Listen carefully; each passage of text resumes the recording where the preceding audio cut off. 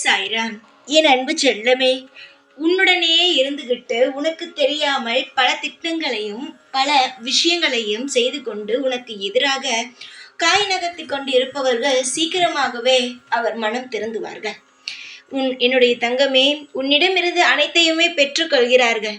எல்லா விஷயத்தையும் தெரிந்து கொள்கிறார்கள்.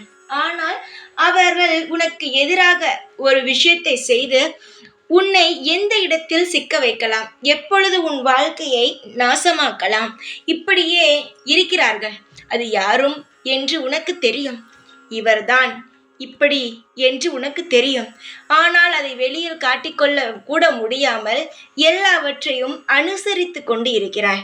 இப்பொழுது உன்னுடைய சூழ்நிலை அப்படித்தான் இருக்கிறது. மிக மிக அரசனையாகத்தான் வாழ்ந்து கொண்டு இருக்கிறாய்.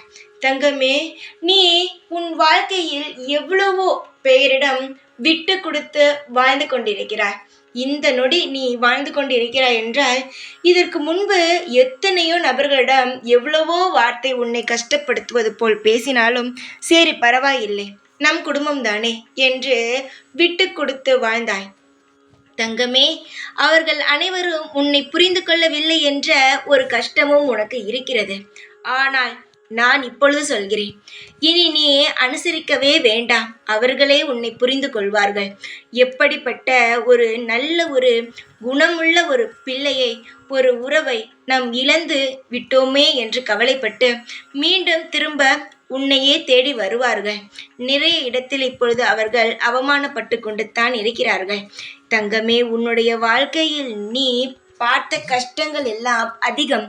உன்னுடன் இருப்பதினால் எனக்கு அனைத்துமே தெரிகிறது. நீ எவ்வளவு மனவேதனைப்படுகிறாய், எவ்வளவு விஷயத்தை தாங்கிக் கொண்டு வாழ்ந்து கொண்டு இருக்கிறாய் என்பது எனக்கு தெரிகிறது.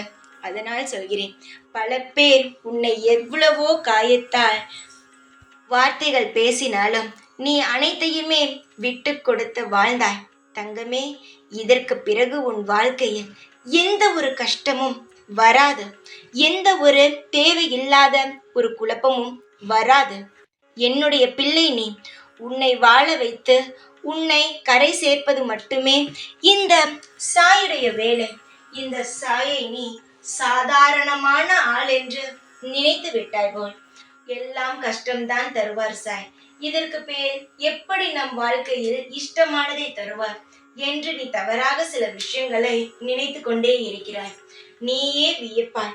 நீயே சாயா நமக்கு செய்தாரா, நாம் வேண்டியது அனைத்துமே நிறைவேறி விட்டது என்று நீயே சொல்லும் அளவுக்கு அனைத்துமே உனக்கு இன்பமாகவே நடக்கும். என்னுடைய தங்கமே, கவலைகளே வேண்டாம். யார் உன்னை புரிந்து கொள்ளவில்லையோ அவர்கள் அனைவருமே உன்னை புரிந்து கொள்வார்கள். வாழ்நாள் முழுவதும் நீ நிம்மதியாக இருப்பாய், சந்தோஷமாக இருப்பாய். கவலைகள் வேண்டாம். உனக்காக மனிதனாக யாரும் இல்லை என்றால் பரவாயில்லை. தெய்வம் அனைவருமே இருக்கிறோம். அதனால் எதையுமே நினைத்து கவலைப்படாமல் நிம்மதியாக இரு. உனக்காக நாங்கள் இருக்கிறோம் தெய்வமாக.